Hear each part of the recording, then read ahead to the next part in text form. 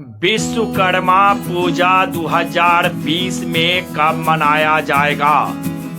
विश्वकर्मा जी कौन थे? विश्वकर्मा पूजा का क्या महत्व है? विश्वकर्मा पूजा का क्या विधि विधान है? विश्वकर्मा पूजा में कौन कौन सी सामग्रियां, पूजन सामग्रियां लगती हैं? विश्वकर्मा पूजा कैसे करनी चाहिए? इन तमाम महत्वपूर्ण जानकारियों को लेकर आज आपके बीच में इस वीडियो में उपस्थित हुआ हूँ। दर्शकों, उगन महादेव ज्योतिष केंद्र यूट्यूब चैनल पर मैं पंडित संजय शुक्ला शास्त्री आपका हार्दिक अभिनंदन करता हूँ और साथ ही साथ आपसे निवेदन करता हूँ, अगर आप पहली बार इस चैनल से जुड़े हैं तो नीचे लाल वाले बटन को दबाकर चैनल को सब्सक्राइब कर बेल आइकन जरूर दबा दें और विश्वकर्मा पूजा की इन महत्वपूर्ण जानकारियों को अपने दोस्त और रिश्तेदारों के पास अधिक से अधिक लाइक और शेयर जरूर करेंगे, ताकि इन महत्वपूर्ण जानकारियों से आपके दोस्त और रिश्तेदार लाभान्वित हो सकें। साथ ही साथ आपसे प्रार्थना है कि इस वीडियो को आप अंत तक जरूर देखेंगे, तब पूर्ण जानकारियां आपको प्राप्त होगी। तो लीजिए दर्शकों, आपके बहुमूल्य समय का ध्यान रखते हुए चर्चा को मैं आगे बढ़ाता हूँ। सर्वप्रथम मैं आपको बात बताने जा रहा हूँ कि इस विश्वकर्मा पूजा में कौन कौन सी पूजन सामग्रियां आपको चाहिए, कौन कौन सी पूजन सामग्रियों को आपको व्यवस्था करनी चाहिए। तो विश्वकर्मा पूजा में दर्शकों, एक मंडप, मिट्टी का कलश हो या ताम्र कलश, हवन की वेदी, नवग्रह वेदी तथा प्रधान वेदी, विश्वकर्मा जी की प्रतिमा धातुमय हो या मिट्टी का हो या चित्रमय होनी चाहिए। हवन के लिए साकल्य की व्यवस्था, पूजन द्रव्य जो सामग्रियां हैं उसमें नाड़ा, जिसे हम कच्चा धागा कहते हैं, रोड़ी, चंदन, सिंदूर, चंदन, कस्तूरी, केसर, अबीर, बुक्का, मेहंदी का चूर्ण, हल्दी का चूर्ण, पीली सरसों, अक्षत, सुपारी, छुट्टा पान, पुष्प, माला, तुलसी दल, बेलपत्र, धूप बत्ती, दीप बत्ती, कच्चा सूत, रुई, कपूर, मिष्टान, बतासा, गुड़, चीनी, ऋतुफल, नारियल, पंचामृत, दूध, दही, मधु, घृत, शक्कर, पंचगव्य, गोबर, गौमूत्र, गौ का दही, गौ का दूध और गौ का घृत, गंगा जल, सप्त धान्य, जौ, तिल आदि, सर्व औषधि, सप्तमित्रिका, होम सामग्री, गौघृत, घृत पात्र, कटोरी, पंचपात्र, कुशासन, कलश, यज्ञोपवीत, दिया, ढकनी, पुड़वा, पत्तल, हंडिया, कदली स्तंभ, अशोक पत्ती, पंच पल्लव, कुशा, समाधि, समिधा, वरण द्रव्य, धोती, गमछा, चादर, आसनी, चौकी, जल पात्र, लोहे का निहाय, हथियार, विविध प्रकार के औजार और शस्त्र की आपको आवश्यकताएं इस पूजन में पड़ेगी। दर्शकों, 2020 में 17 सितंबर को विश्वकर्मा पूजा मनाया जाएगा। जगह जगह फैक्ट्रियों में भव्य आयोजन किए जाते हैं, लेकिन इस वर्ष कोरोना काल में बहुत ही सावधानियों के साथ विश्वकर्मा जी का पूजन अर्चन करना है। दर्शकों, विश्वकर्मा जी कौन थे? सृष्टि के प्रारंभ में सर्वप्रथम नारायण साक्षात विष्णु भगवान क्षीर सागर में शेष शैया पर आविर्भूत हुए। उनके नाभि कमल से चतुर्मुख ब्रह्मा दृष्टि गोचर हुए। ब्रह्मा के पुत्र धर्म तथा धर्म के पुत्र वासुदेव हुए। कहा जाता है कि धर्म की वसु नामक स्त्री, जो प्राचेतस दक्ष की कन्याओं में से एक थी, से उत्पन्न अष्ट वसुओं में से वास्तु 7वें पुत्र थे, जो शिल्प शास्त्र आदि के प्रवर्तक थे। उन्हीं के पुत्र विश्वकर्मा जी हुए। दर्शकों, विश्वकर्मा जी भगवान के विभिन्न अस्त्रों का निर्माण कराए। द्वारिकापुरी हो या लंका हो, विश्वकर्मा जी के द्वारा ही बनाया गया है। एक से एक देवी देवताओं के अस्त्र नगर का उन्होंने विश्वकर्मा जी द्वारा बनाया गया शिल्प और वास्तु के देवता महान संत विश्वकर्मा जी का पूजन अर्चन 17 सितंबर 2020 को हम लोग करेंगे बड़े ही श्रद्धा, आस्था और विश्वास के साथ।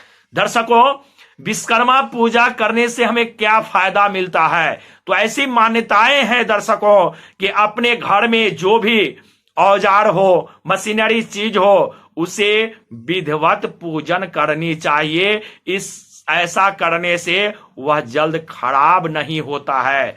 इसलिए विश्वकर्मा पूजा के दिन अपने वाहन का, अपने गाड़ी का, अपने औजार का, अपने यंत्रों का पूजन किया जाता है।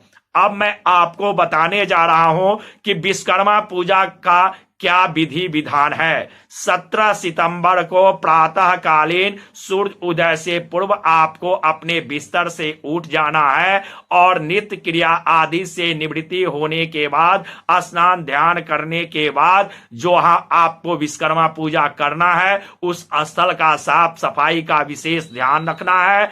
उससे पूर्व, पूजन स्थल पर जाने से पूर्व पंचगव्य का पान कर शुद्धिकरण कर लेना है और समस्त पूजा सामग्रियों को पूजन स्थल पर ले जाने के बाद आसन पर, पूजा का जो आसन है उस आसन पर आप विराजमान होंगे। आपका पूजा करते समय मुख पूरब की ओर या उत्तर दिशा की ओर होनी चाहिए। विश्वकर्मा जी का मुख पश्चिम दिशा या फिर दक्षिण दिशा की ओर होनी चाहिए। अब पूजन प्रारंभ करना है आपको विश्वकर्मा जी को पूर्ण श्रद्धा आस्था के साथ।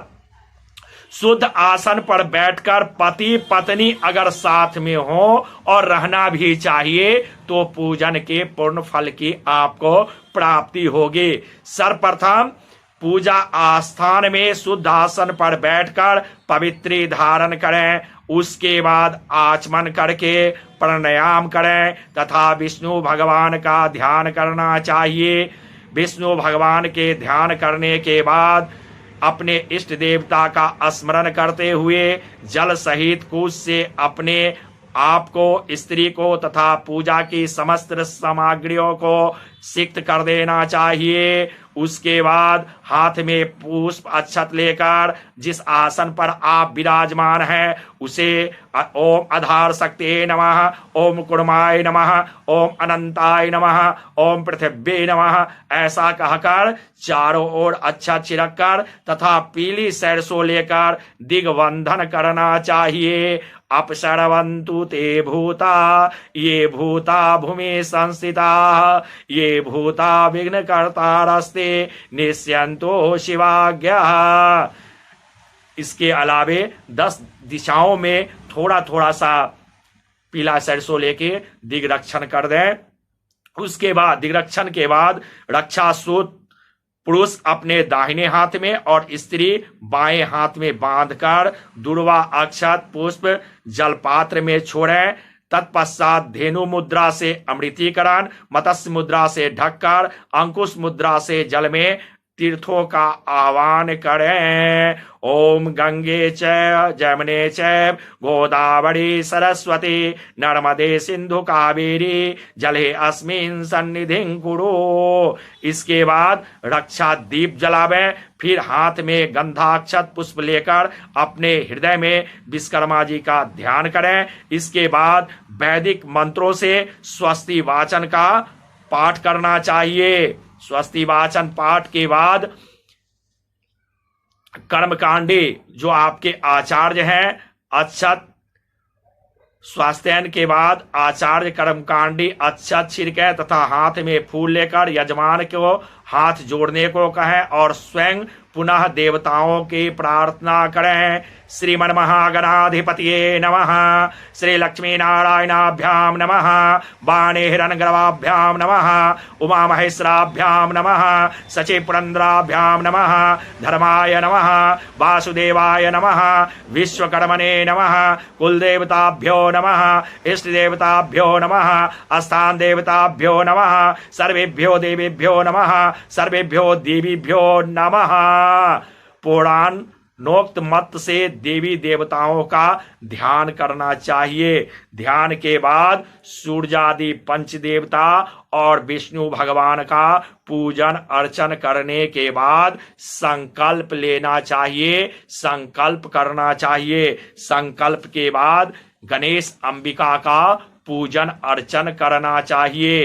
गणेश अंबिका का ध्यान करें और विधिवत षोडशोपचार उनका पूजन अर्चन करना चाहिए। गौरी मैया का पूजन अर्चन करना चाहिए। उसके बाद नवग्रह का पूजन अर्चन करना चाहिए। षोडश मातृका का पूजन अर्चन करना चाहिए। जो भी पूजन सामग्री हैं, सभी पूजन सामग्री को सर्वप्रथम जल से उन्हें स्नान कराना चाहिए, आचमनी कराना चाहिए, फिर पंचामृत से स्नान कराना चाहिए, फिर जल से शुद्धोदक स्नान कराना चाहिए, फिर वस्त्र देना चाहिए, फिर वस्त्रांते जल देना चाहिए, फिर यज्ञोपवीत देना चाहिए। यज्ञोपवीत के बाद पुनः जल देना चाहिए, फिर पुष्पमाला, धूप, दीप, तांबूल, जो भी पूजन सामग्री है, सेंट दें, अबीर गुलाल दें, अक्षत दें, समीप पत्र दें, बेलपत्र चढ़ावें और गणेश जी को विशेष अर्घ जरूर दें। नैवेद्य, फल, मिष्टान, तांबूल, पूंगी फल,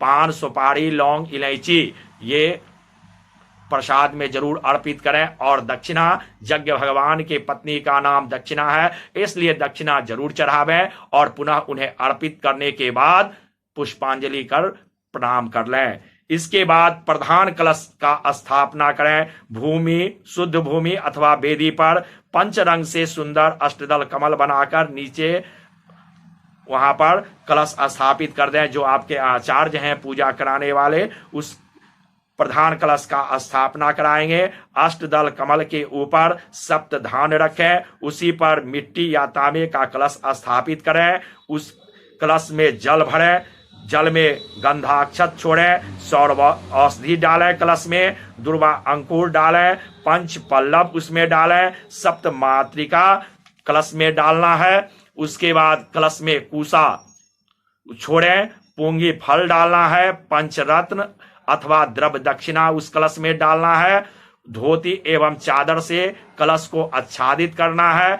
चावल से भरा हुआ पूर्णपात कलश पर स्थापित करना है। फिर पूर्णपात पर नारियल फल अथवा विश्वकर्मा जी की धातुमय मूर्ति स्थापित करना है। इसके बाद कलश में वरुण देवता का आह्वान करना है। पुनः कलश में गंगा आदि नदियों का आह्वान कर प्रार्थना करनी चाहिए।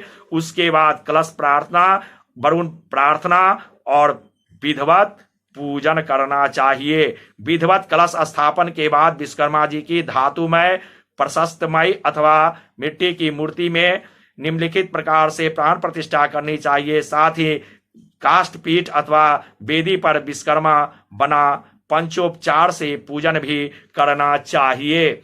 इसके बाद अपनी शरीर शुद्धि के लिए खड़गन्यास करें, फिर विनियोग करें, फिर करन्यास करें। करन्यास करने के बाद पुनः हृदयानाश करें। हृदयानाश हाथ में अक्षत पुष्प लेकर प्राण शक्ति का ध्यान करें। अंजलि का पुष्प अक्षत चढ़ाकर अक्षत से पुनः विश्वकर्मा जी का प्रतिष्ठा करना चाहिए। इस प्रकार प्राण प्रतिष्ठा करके पुनः ध्यान करना चाहिए। ध्यान करने के बाद विश्वकर्मा जी या आपकी भाव होनी चाहिए, इस सुंदर मूर्ति में विराजिए और कृपया मेरी अर्चन पूजन स्वीकार कीजिए। अब मैं आपका यहाँ प्रार्थना पूर्वक षोडशोपचार से पूजन करता हूँ। उपरोक्त विधि से श्री विश्वकर्मा जी का प्राण प्रतिष्ठा ध्यान करके आप षोडशोपचार उनका पूजन करें। सर्वप्रथम आह्वान करें, फिर प्रार्थना करें, फिर आसन दें, आसन का मंत्र दें, फिर पाद्यार्घ मंत्र दें, फिर आचमन करावें, फिर मधुप कर्म देवें, फिर पंचामृत से स्नान करावें, फिर शुद्ध तीर्थ जल से स्नान करावें, वस्त्र चढ़ावें, यज्ञोपवीत चढ़ावें, आभूषण चढ़ावें, चंदन चढ़ावें, अक्षत चढ़ावें, पुष्पमाला चढ़ावें, तुलसी दल चढ़ावें, बेलपत्र चढ़ावें, धूप चढ़ावें, दीप दिखा दें, नैवेद्य चढ़ावें, फिर शुद्धोदक जल दें, फल चढ़ावें, तांबूल दें। तांबूल देने के बाद द्रव्य दक्षिणा चढ़ावें। इस प्रकार विधिवत विश्वकर्मा पूजन के बाद यंत्र निहाय पूजा एवं विविध प्रकार के औजारों की पूजा करके कथा श्रवण करें। इसके बाद अग्नि स्थापन के साथ विधिवत हवन यज्ञ करें। हवन यज्ञ में खीर या साकल्य से मूल मंत्र का कम से कम 108 बार जरूर हवन करें। हवन के बाद पूर्णाहुति करें। पूर्णाहुति के बाद भस्म लगाएं। फिर नीराजन आरती पूर्ण श्रद्धा आस्था के साथ जो भी लोग वहां शामिल हो आरती विश्वकर्मा जी का करना चाहिए। आरती के बाद पुष्पांजलि करें, प्रदक्षिणा करें और अंत में विसर्जन कर प्रसाद वितरण करें। ब्राह्मणों को दक्षिणा देवें। ब्राह्मण पुरोहित आदि को भोजन कराकर यथाशक्ति दान दक्षिणा देकर प्रसाद का वितरण करना चाहिए। दर्शकों, इस प्रकार से विश्वकर्मा जी का पूजन का मैंने आपको विधि बताया है। इस विधि से करेंगे तो महादेव बाबा विश्वकर्मा जी की कृपा आपके ऊपर बनी रहेगी। अगर यह जानकारियां आपको अच्छी लगी हो तो प्लीज इसे अधिक से अधिक शेयर जरूर करेंगे। फिर अगले दिन मिलते हैं विशेष जानकारियों को लेकर। तब तक